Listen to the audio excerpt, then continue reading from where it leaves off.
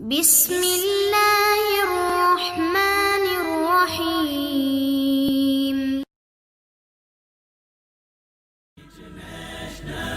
Islamic Research Center. السلام علیکم ورحمۃ اللہ وبرکاتہ۔ الحمدللہ والصلاۃ والسلام علی رسول اللہ، اما بعد۔ اللہ رب العزت نے ہمیں اسلام دین فطرت کے ساتھ نوازا ہے، الحمدللہ علی ذالک۔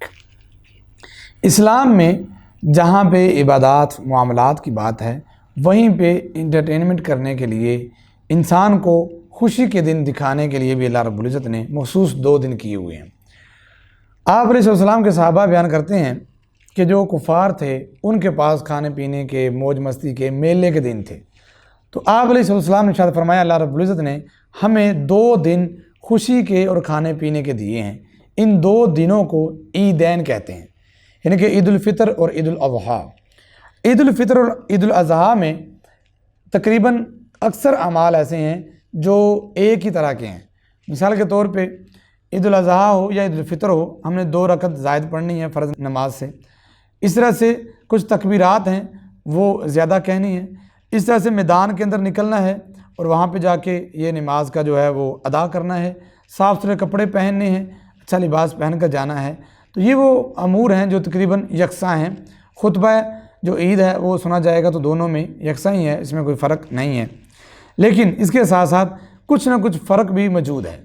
آئیے انہی جو فرق ہیں مختلف طرح کے، انہی میں سے چند ایک۔ پہلے نمبر پہ جیسا کہ جو پہلا تہوار عید الفطر ہے، یہ ہمیں طویل انتظار کے بعد ملتا ہے، یعنی کہ ہم لمبے کئی مہینے تک انتظار کرتے ہیں، پھر ہمیں عید الفطر نصیب ہوتی ہے، جبکہ عید الفطر کے فوراً ہی 2 ماہ کے بعد ہی ہمیں عید الاضحیٰ وہ مل جاتی ہے۔ نمبر 2، ایک تہوار یعنی کہ جو عید الفطر ہے یہ فرض روزوں کی ادائیگی کی تکمیل کے بعد ہوتا ہے۔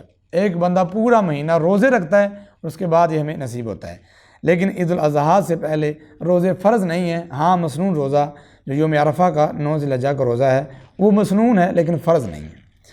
نمبر 3، ایک تہوار ہے جو عید الفطر، اس کو چاند دیکھ کر ساتھ ہی ہم نے اگلے دن ہی عید کرنی ہوتی ہے، اس کی ایک اپنی خوشی ہے۔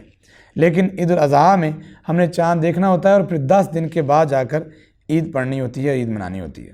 نمبر 4، عید الفطر میں دوگانہ کے لیے نکلنے سے پہلے صدقہ فطر واجبی طور پہ ادا کرنا ہوتا ہے، یعنی کہ عید پڑھنے سے پہلے عید پڑھنے جانے سے پہلے ہم نے عید الفطر کا جو فطرانہ ہے، جسے ہم فطرانہ کہتے ہیں، صدقۃ الفطر کہتے ہیں، اس کو ادا کرنا ضروری ہوتا ہے، جبکہ عید الاضحیٰ میں کوئی اس قسم کا صدقہ ضروری نہیں ہوتا۔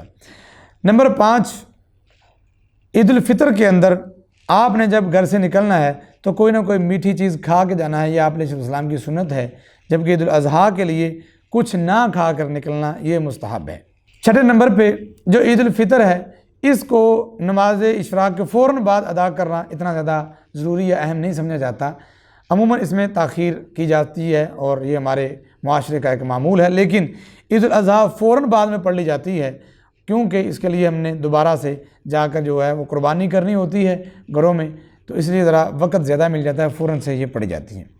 نمبر 7، جو عید الفطر ہے اس میں عید پڑھنے کے لیے جو ہم جاتے ہیں تو عید پڑھنے کے فوراً بعد ہم نے کوئی قربانی نہیں کرنی ہوتی یا کوئی اور اس دن کا مسنون عمل نہیں ہے، لیکن جو عید الاضحیٰ ہے اس میں ہم نے جانوروں کے گردن پہ چھری چلانی ہوتی ہے، اور آپ نے فرمایا اللہ رب العزت کو اس دن 10 ذی الحجہ کو خون بہانے سے زیادہ پسندیدہ عمل اور کوئی نہیں ہوتا۔ نمبر 8، عید الفطر کے اندر ہم نے یہ کرنا ہوتا ہے، ہم نے چاند کو دیکھ کر فوراً ہی تکبیرات اور تحلیل جو ہے وہ شروع کر دینی ہے، تکبیرات مسنون جو ہے وہ پڑھنی شروع کرنی ہے، اور وہاں تک پڑھنی ہے جب تک امام صاحب مصلی پہ نہیں آ جاتے اور عید شروع نہیں ہو جاتی۔ لیکن عید الاضحیٰ کے اندر پورا عشرہ ہم نے یہ پڑھنی ہے، اور پھر اس کے بعد بھی ہم نے 3 دن یعنی کہ 13 ذی الحجہ تک اس کو پڑھنا ہے۔ جب 13 ذی الحجہ کا سورج غروب ہوگا اس وقت سے پہلے ہم ان کو تکبیرات کو پڑھیں گے۔ نمبر 9، عید الفطر میں صرف ہم یہ کیا کریں گے کہ عید الفطر کے دن کا ہی روزہ رکھنا منع ہے، اس کے اگلے دن ہی آپ جو شوال کے 6 روزے ہیں وہ رکھ سکتے ہیں، لیکن عید الاضحیٰ کے اندر 4 دن کیونکہ کھانے پینے کے دن ہیں آپ نے فرمایا ہے، تو لہذا یہ 4 دن ہم کھانا پینے سے رکے رہیں گے، روزے سے ہم منع رہیں گے۔ نمبر 10، عید الاضحیٰ سے پہلے 10 دن تک ہم نہ ناخن کاٹیں گے نہ کوئی جسم کا بال کاٹیں گے۔ لیکن جو عید الفطر ہے اس میں یہ معاملہ نہیں ہے، آپ جب چاہیں بال کاٹ سکتے ہیں، آپ اپنے ناخن کاٹ سکتے ہیں، لیکن عید الاضحیٰ میں جو قربانی کرتا ہے اس کے لیے تو ضروری ہے کہ وہ ناخن اور بال نہ کاٹے، لیکن جو قربانی نہیں کرتا، چاہتا ہے قربانی کا ثواب مل جائے، وہ بھی اگر نہ کاٹے تو اسے بھی قربانی کا ثواب ملے گا۔ اللہ مجھے اور آپ کو صحیح دین اسلام کے مطابق عمل کرنے کی توفیق عطا فرمائے۔ سبحان ربک رب العزت عما یصفون وسلام علی المرسلین والحمد للہ رب العالمین۔